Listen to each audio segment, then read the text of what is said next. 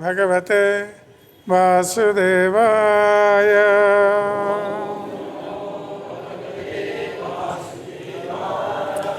ॐ नमो भगवते वासुदेवाय।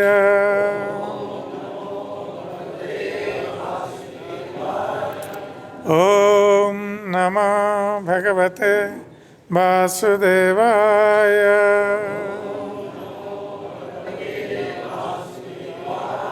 नारायणं नमस्कृत्य नरं चैव नरोत्तमं देवीं सरस्वतीं व्यासं ततो जयमुदीरये। नष्टप्रायेषु अभद्रेषु नित्यं भागवत सेवया भगवती उत्तमा श्लोके भक्तिर्भवति नैष्ठिकी। मूकं करोति वाचालं पङ्गुलं लङ्घयते गिरिं यत्कृपातमहं वन्दे श्रीगुरुं दीनतारिणं श्रीपरमानन्दमाधवम्।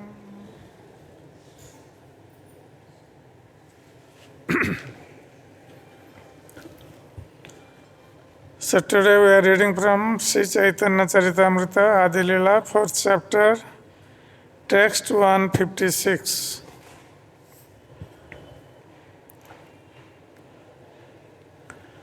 Gopyas tapaḥ kiṁ acaran yadamuṣya rūpaṁ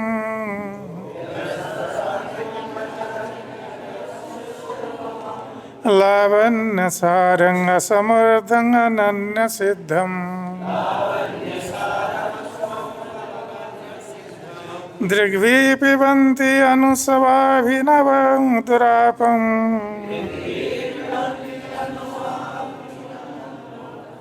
ekānta-dhāma yaśasaḥ śriya aiśvarasya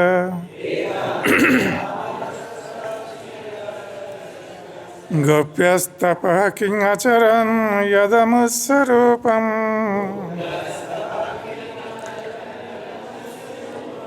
lāvaṇya-sāram asamordhvam ananya-siddham dṛgbhiḥ pibanty anusava-abhinavam durāpam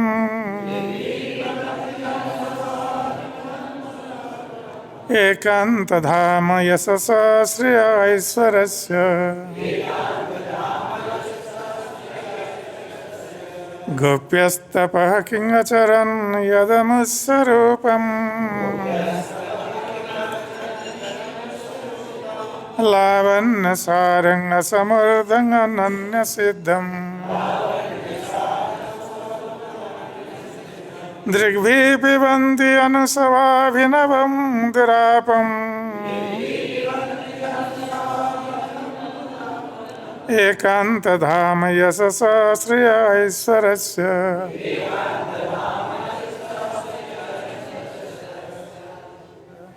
gopyah, the gopis, tapaḥ, austerities, kiṁ, what, acaran, performed, yat, from which, amuṣya, of such a one, Lord Krishna, rūpaṁ, the form, lāvaṇya-sāram, the essence of loveliness, asamordhvam, not paralleled or surpassed, ananya-siddham, not perfected by any other ornament, self-perfect, dṛgbhiḥ, by the eyes, pibanty, they drink, anusava-abhinavam, constantly new, durāpam, difficult to obtain, ekānta-dhāma, the only abode, yaśasaḥ, of fame, śriya, of beauty, aiśvarasya, of opulence. Translation and translation purport by the disciples of Srila Prabhupada. Translation. The women of Mathura said, "What austerities must the gopis have performed? With their eyes, they always drink the nectar of the form of Lord Krishna, which is the essence of loveliness, and is not to be equaled or surpassed. That loveliness is the only abode of beauty, fame, and opulence. It is self-perfect, ever fresh, and extremely rare." Purport. This text from Srimad Bhagavatam 10:44-14 was spoken by the women of Mathura when they saw Krishna and Balaram in the arena with King Kansa's great wrestlers, Mustika and Chanura.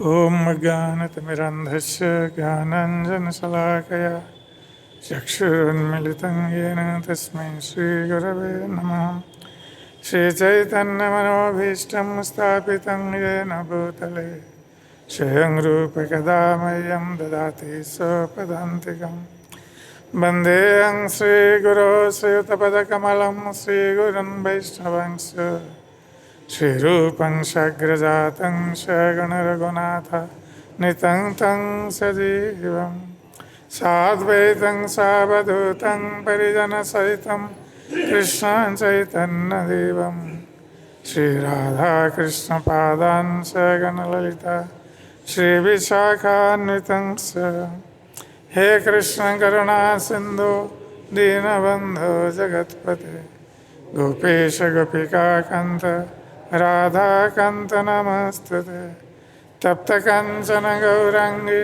Radhe Vrindavaneshwari Vishabhanasate Devi Pranamami Hari Priye Vanchakalpatarubhyascha Kripa Sindhubhyevacha Patitanang Pavanebhyo Vaishnavebhyo Namo Namah Namo Mahabhadanaya Krishna Prema Pradayate Krishnaya Krishna Chaitanya Namne Gaurati Se Namaha Jai Shri Krishna Chaitanya Prabhu Nityananda Shri Advaita Gadadhar Srivasadi Gaura Bhakta Vrinda Hare Krishna Krishna Krishna Hare Hare Hare Rama Rama Rama Hare Hare Hare Krishna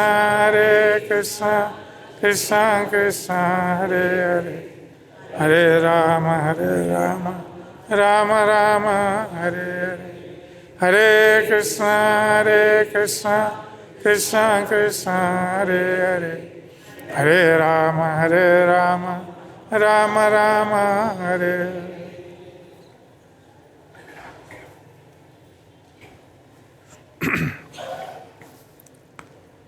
So, this verse has been spoken by the ladies of Mathura about Krishna's beauty. So, Srila Krishnadas Kaviraj Goswami is actually describing Lord Krishna's beauty and how everyone is attracted towards Krishna's beauty, and what about others, even Lord Krishna himself is attracted by his own beauty. So, Srila Krishnadas Kaviraj Goswami is trying to explain the reasons, the internal reasons of Lord Chaitanya's appearance. Why did Lord Chaitanya appear?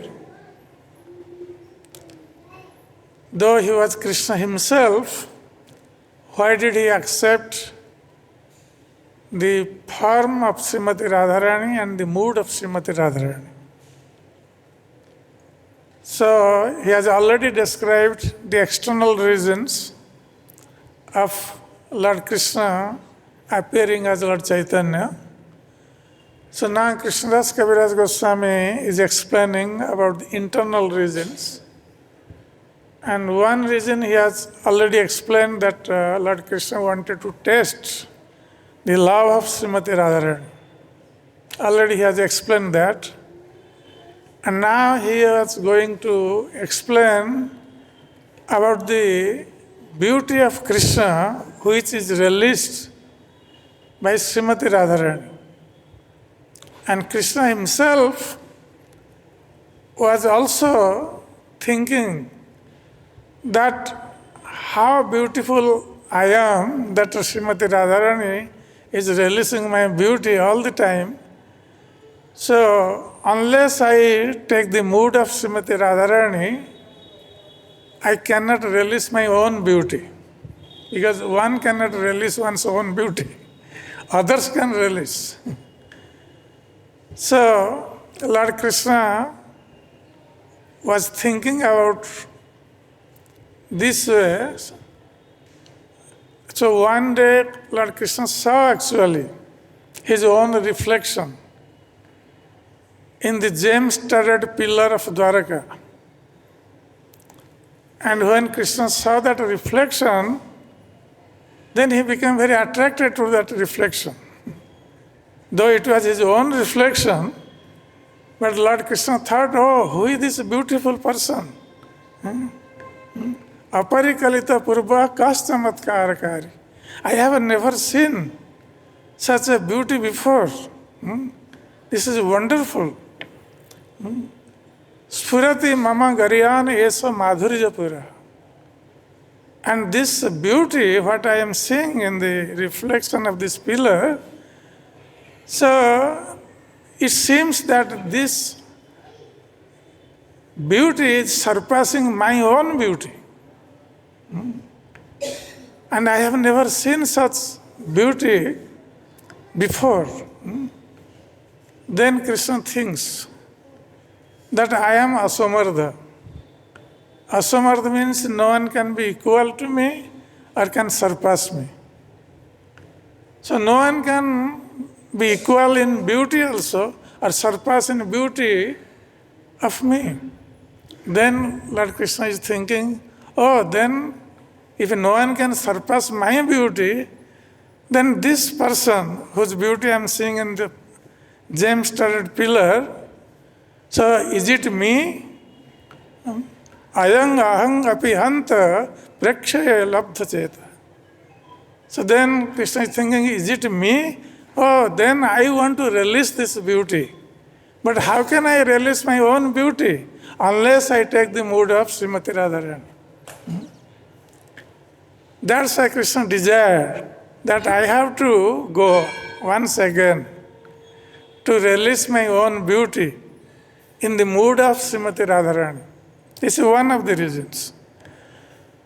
So while describing this, that Krishna is attracted towards his own beauty, then Srila Krishnadas Kaviraj Goswami is quoting from Srimad Bhagavatam that how the gopis of Vrindavan, and especially the topmost gopi, Srimati Radharani, they all relished Krishna's supreme beauty all the time in Vrindavan. And he quotes some verses from Srimad Bhagavatam. And specifically, this verse is also from Srimad Bhagavatam, when Krishna went to Mathura, and before killing Kansa, first he killed Kuvalayapida, then Kansa arranged wrestlers to fight with Krishna and Balaram. So it was a plea of wrestling match. But Kansa knew very well that the match was not equal. Krishna and Balaram, they are only 11 years old and very tender limbs. But Chanura and Mustika, they are already grown up, they had strong and stout bodies, and they are regular wrestlers. And they were very powerful wrestlers actually, not regular wrestlers. And they had to, Krishna and Balaram had to fight with them.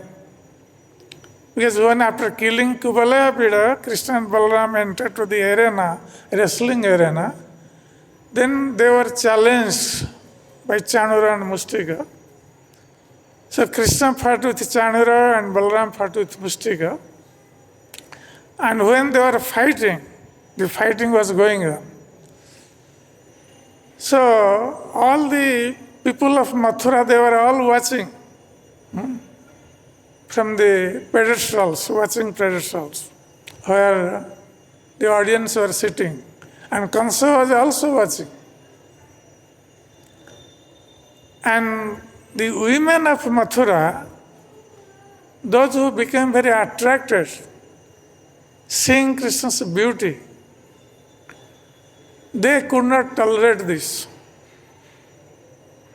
because they were very much affectionate towards Krishna, seeing his beautiful form. So they were thinking, oh, this is injustice. This match is not proper.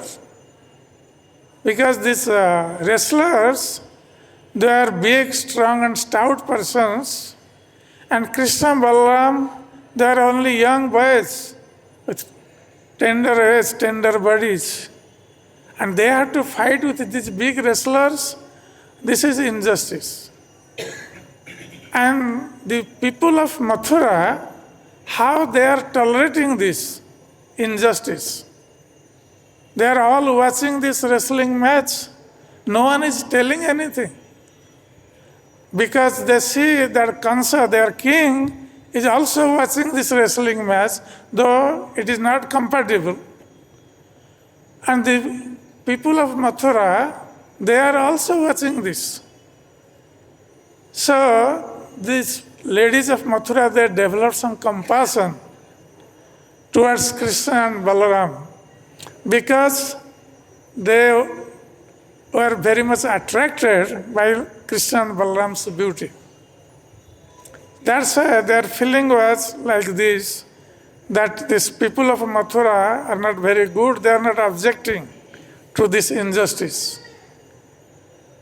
So they were talking among themselves. So they were talking that gopyas tapaḥ acaran amuṣya rūpaṁ. So Krishna is so beautiful. And the gopis of Vrindavan, they are all very fortunate ladies. Because they have taken birth in Vrindavan and they are relishing the supreme beauty of Lord Krishna all the time. So they are the most fortunate ladies in these three worlds. So then they were thinking that we are not so fortunate. The Mathura ladies, we are not so very fortunate. We are here at Mathura where we see that though Krishna and Balaram, they are so beautiful and young boys, they have come to Mathura. But these people of Mathura, they are tolerating this injustice towards them. And because we are also from Mathura, so we are in the same position, like the Mathura people. So because the Mathura people are doing injustice to Krishna and Balaram, we are also part of them. That's why they are not thinking their position great. So the Mathura ladies, they were telling that gopya king, tapaḥ king acaran yad amuṣya rūpaṁ. The gopis of Vrindavan, what austerities they have performed to attain this position, to become a gopi in Vrindavan. And by becoming a gopi in Vrindavan, what they are doing? They are releasing the nectar of Krishna's beauty all the time. So, by telling this, the ladies of Mathura, they were actually expressing their heart. So, they are asking one another, what austerities the gopis of Vrindavan did. That's why they got this opportunity to release the nectar of Krishna's beauty. They are asking one another. And what is the reason of asking this? They were thinking that if any of us know, if anyone is omniscient, if anyone know what austerities the gopis did to take birth in Vrindavan to release Krishna's supreme beauty, then we can also do that type of austerity. And we can also take birth in Vrindavan as a gopi. That means they were desiring to become gopis of Vrindavan. So they want to know that unless someone has heaps of pious activities, one cannot take birth in Vrindavan, and especially as gopis of Vrindavan. And these pious activities or pious credits would come from the austerities, desiring to get Krishna. This is bhakti unmukhi sukriti. That whatever austerity, ordinary pious activity cannot bring us to Krishna. So there are different kinds of pious activities which brings karma, jnana, and even to the heavenly planets. But karma, this bhakti unmukhi sukriti, the pious activity which is desiring to have bhakti, devotion, that type of pious activity can bring one to the lotus feet of Krishna. So, the ladies of Mathura, they were asking one another, who knows what type of pious activity the gopis did to get birth in Vrindavan as the gopis. So we want to also do the same thing and take birth in Vrindavan as gopis, so we could release the beauty of Krishna all the time. So then, gopyas tapaḥ king acaran yad amuṣya rūpaṁ lāvaṇya-sāram. So Lord Krishna's beauty, not only that Krishna's beauty is excellent, but Krishna's beauty is the essence of all beauty. Lāvaṇya-sāram. So Krishna actually the essence of all beauty. So this lāvaṇya-sāram is not only beautiful, he is the essence of all beauty. lāvaṇya-sāram asamordhvam ananya-siddham. So one may question here that Srila Vishwanath Thakur actually giving in his commentary, that one may think that Krishna has taken birth in the material world. So naturally, the beauty is showing, that will be according to this material standard, because it is in the material world. But Krishna or the Narayan form, they are in Vaikuntha planets, they are in spiritual world, so they have spiritual beauty. So one may question that Narayan has spiritual beauty, so he must be more beautiful than Krishna. That's why it is said that asamordhvam. The ladies of Mathura, they are telling that actually even Narayan cannot surpass Krishna's beauty, even if he is in Vaikuntha. And though Krishna has appeared in this material world, still Krishna is asamordha. No one can be equal or surpass the beauty of Krishna. No one can become equal to the beauty of Krishna or surpass the beauty of Krishna. Even Narayan also cannot do that. That's why Krishna is asamordha.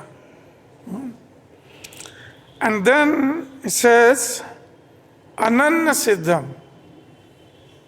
The ladies of Mathura, they are telling that Krishna's beauty is ananya-siddham. So one may also question that from where Krishna attained this beauty. Though Narayan also very beautiful, but this Krishna, how did he attain this beauty? So that's why the ladies of Mathura, they are telling Krishna's beauty is ananya-siddham. That Krishna did not attain this beauty from anyone else, or from anyone's compassion, or from any other source. Krishna's beauty is ananya-siddham. Means Krishna is the source of all beauty, and Krishna's beauty is inherent in Krishna's form. So, Krishna's beauty is, that's why ananya-siddham. Krishna does not get this beauty from someone else. It is the source of all beauty and it is inherent in him.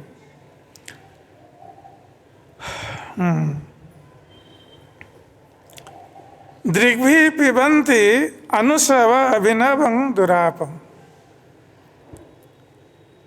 And these ladies of Mathura, they are actually praising the great fortune of the gopis. Seeing Krishna's beauty, they were so attracted towards Krishna that they were praising the fortunate position of the gopis. So they were telling that dṛgbhiḥ pibanty, the gopis of Vrindavan are so fortunate. They are so fortunate. They are actually using the present tense. They are fortunate, not aware. Because they are thinking that Krishna, after killing Kansa, he will go back to Vrindavan. So that's how they are using present tense. The gopis of Vrindavan are very fortunate. dṛgbhiḥ pibanty, and they were drinking. They are drinking. Generally, we drink through the mouth. But they are telling that the gopis of Vrindavan, they are drinking through the eyes. And what they are drinking? The beauty of Krishna. All the time, they are drinking the beauty of Krishna. So then the question arises that if someone will see the same form all the time. Maybe for some time, for some days, or for some months, one may be attracted to one's beauty for some time, but not all the time. After some time, then one will lose interest. This is the nature of material beauty. That someone is beautiful in the material world and you see every day, then after some time one may lose interest in his beauty. Then the gopis of Vrindavan, they are drinking the beauty of Krishna all the time. How is it possible? Then the ladies of Mathura are telling, dṛgbhiḥ pibanty anusava-abhinavam. Lord Krishna's beauty is not static.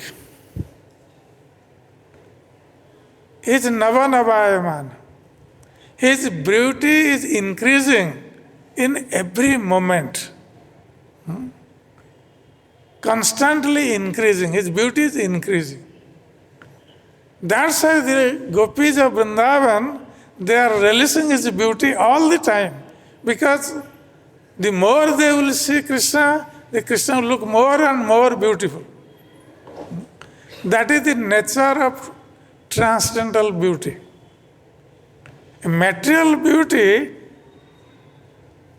will not increase. It will be static.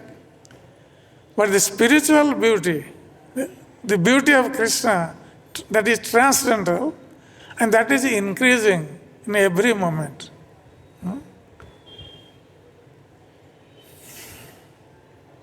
So, dṛgbhiḥ pibanty anusava-abhinavam. So Krishna's beauty is all the time newer and newer. Nava-yauvanancha. That's why Krishna is called Nava-yauvana. Every time we see, he'll look more and more beautiful. Then the question arises, if it is so, then all the ladies, not only the ladies of Mathura, all the ladies will want to come to Vrindavan and see Krishna's this Nava-yauvana beauty, which is ever increasing. Then they are telling, no, it is not possible. The ladies of Mathura, they are telling it is not possible. That no other lady can just come to Vrindavan and see Krishna's beauty. Why it is so? Because it is durāpam. It is not easily available to any other ladies. Even Lakshmi Devi, the eternal consort of Lord Narayan, though she wanted to be with Krishna and dance with Krishna, relish Krishna's association, she was not allowed. Even she performed austerities for thousands of years. Even still Lakshmi Devi is performing austerity at Vrindavan to get entrance into Krishna's association. And still she is unable to get Krishna's association. Then what to speak of other ladies of other places? How could they get association of Krishna and drink the nectarian beauty of Krishna? So that's why they are telling durāpam. And then they say, ekānta-dhāma yaśasaḥ śriya aiśvarasya.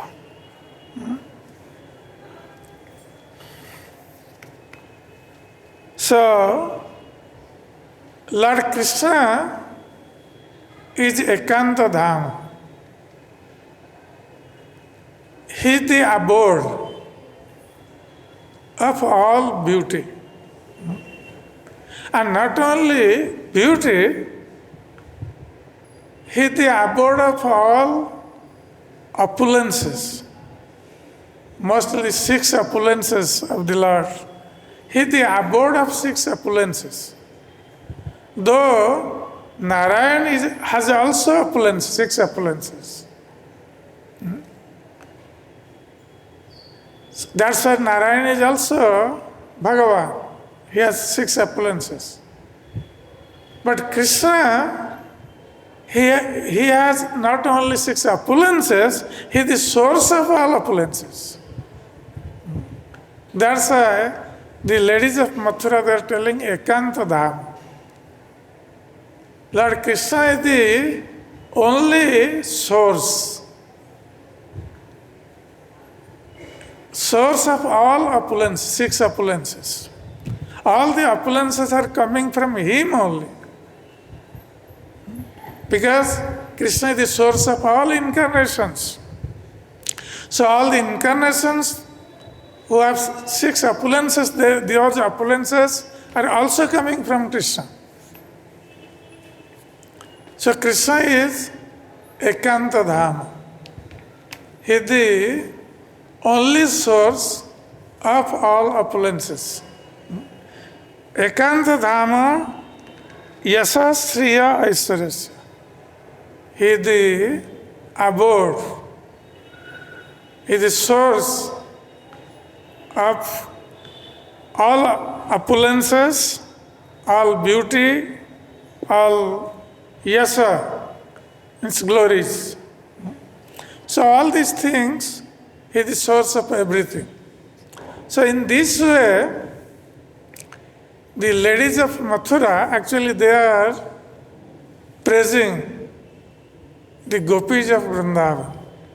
That means they are also desiring to take birth as gopis of Vrindavan. This is their internal desire. They have been so attracted towards the beauty of Krishna. They are praising the inhabitants of Vrindavan and deriding the inhabitants of Mathura. Because they are actually torturing Krishna, the inhabitants of Mathura, and their king, Kansa, torturing Krishna.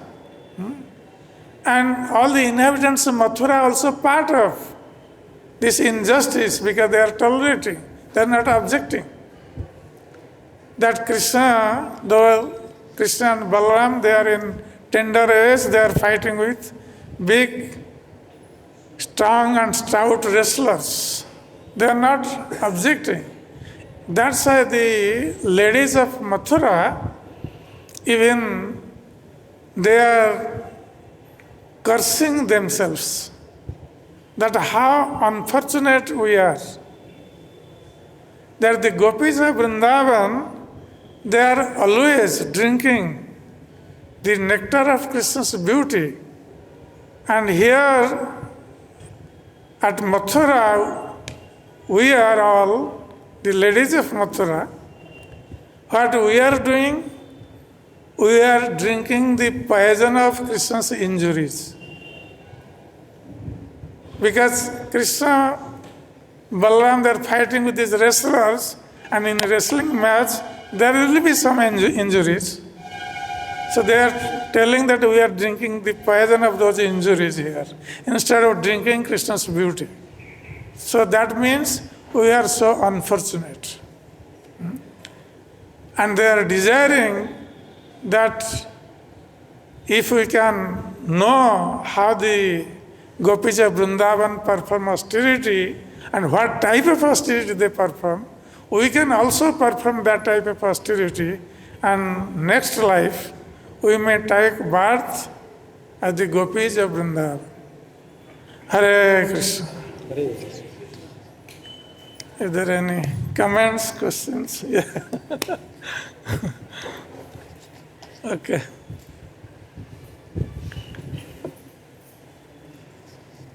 You mentioned how the ladies of Mathura were thinking that the gopis of Vrindavan have a much better chance and that they have all the benefits. But we see the opposite mood when Radharani's talking to the bumblebee and Uddhava. She's saying that Krishna must be enjoying the ladies of Mathura because they're much more sophisticated than we are. So they both sort of have the mood that Krishna must be enjoying the others more. This is transcendental envy. Yes. Yes.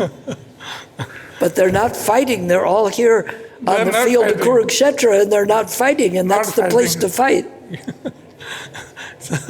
So they are putting themselves in a lower position, putting others in a higher position. Yes. And they are thinking Krishna must be enjoying with them, we are not so perfect. And the same thing with Mathura lady, they are praising the gopis of Vrindavan. It's a transcendental envy.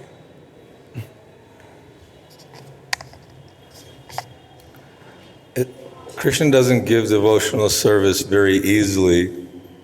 And it says unless one's practiced devotional service, you can't enter devotional service. So is there some place where Agyata Sukriti fits in here? Because unless you've performed devotional service, you can't do devotional service, and we're appreciating how much devotional service the gopis must have done to have such an opportunity to be always meditating on Krishna. But do we just stumble along and come to Prabhupada and Krishna, or is it just Agyata Sukriti, or maybe we did perform some devotional service that we have another opportunity to continue? It's the opportunity for devotional service is created by a pure devotee and also created by Krishna.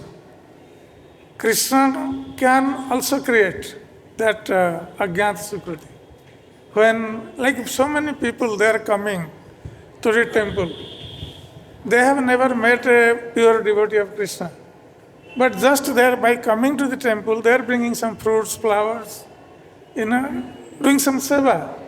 And that is creating their Agyata Sukriti. And when a pure devotee goes out, or a person meets a pure devotee and does some seva to him, hears from him, also Agyata Sukriti is created. In both ways. Like Prabhupada went to the West, there are no temples. And Prabhupada created Agyata Sukriti. I remember maybe our Guru Maharaj or someone asked Prabhupada a question that, Srila Prabhupada, we have not created any Agyata Sukriti. How did you come to Krishna consciousness? Then Prabhupada said, I have created your Agyata Sukriti to come to Krishna consciousness. So if pure devotee can do that, Krishna can do that, pure devotee can do that. Ahobata Shopachotogari, on that if someone's chanting the holy names, that means he's performed all the rituals, sacrifices, visited all the holy places. So just by, even though you got Agyata Sukriti, by chanting, then automatically you're kind of given that recognition or that you've achieved that platform simply by chanting the holy name. Yes, so many people coming, we have 24 hours kirtan here. Just people are hearing and they are also chanting. They are creating Agyata Sukriti. So many facilities are there to create Agyata Sukriti by the devotees and the Lord himself. Hare Krishna. Oh, okay. Mataji.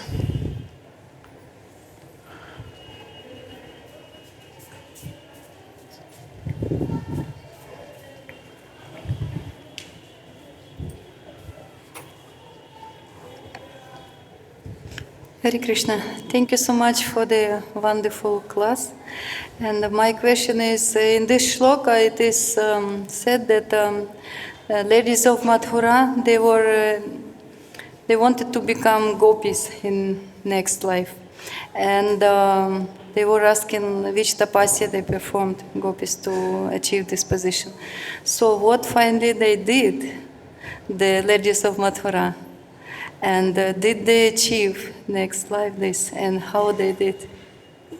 Did they perform any austerity, you mean? Yeah, did they perform any austerities or? They just developed that desire just by seeing Krishna.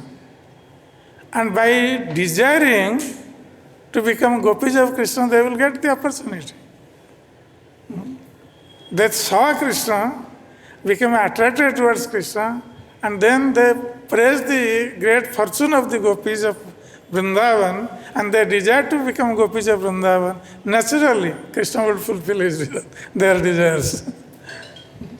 So their tapasya was their laulyam. So they didn't do any other tapasya, only this strong desire. Yeah. Like the Shrutis, they desire to become gopis, they become Shruticari gopis. The sages of Dandakaranya, seeing the beautiful form of Lord Ramchandra, they wanted to get him as husband. So they were awarded the form of the gopis to take birth in Vrindavan and get the association of Krishna. So this desire also, when there is sincere desire, Krishna fulfills. Hare Krishna. Thank you. Hare Krishna, Panchagram, Jai Shri Prabhupada. My question is relevant to all these questions, but again I am asking it. How we are eligible to see the opulences of Krishna? My first question is this. Second, if we are eligible to see the Krishna opulences, how can we analyze is the same opulences which are seen by the gopis is the opulences of Krishna? I could not get your point. How can we see the opulences of Krishna? How can we see the opulence of Krishna?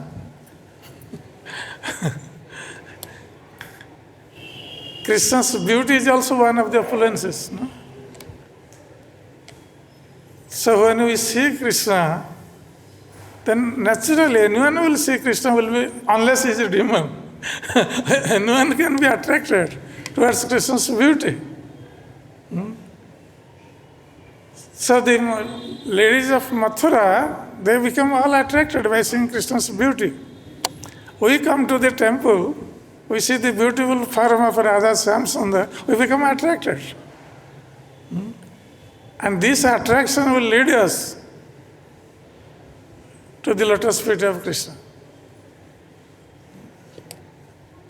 So this is one of the opulences. There are other opulences are also there. What austerities, tapaḥ we should do so we can get that? Our austerity is to follow 4 regulatory principles and chant the holy name of the Lord, serve Krishna, glorify Krishna, hear about Krishna, and become attracted towards Krishna. All these 4 regulatory principles, chanting, it is all meant to become attracted towards Krishna and serve Him.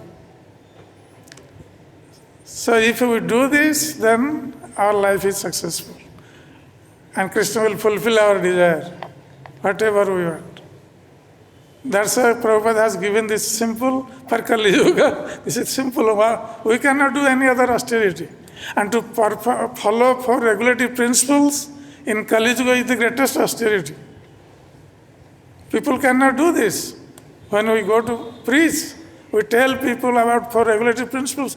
They say, no, we cannot do this. So we are following these 4 regulatory principles means we are actually performing greatest austerity. When devotees are going outside, they don't know where to eat, what to do. Sometimes devotees only eat fruits and they stay whole day. This is great austerity we are doing. Hare Krishna. Hare Krishna. जय ग्रंथराज श्रीमद् भागवतम की जय, श्री चैतन्य चरितामृत की जय, जय श्री प्रभुपाद जी महाराज की जय, गौर भक्त वृंद की जय, निताय गौर प्रेमानंदे Hari Hari. Hare Krishna, Krishna Krishna, Hare Hare, Hare Rama, Rama Rama, Hare Hare, Hare Krishna. Krishna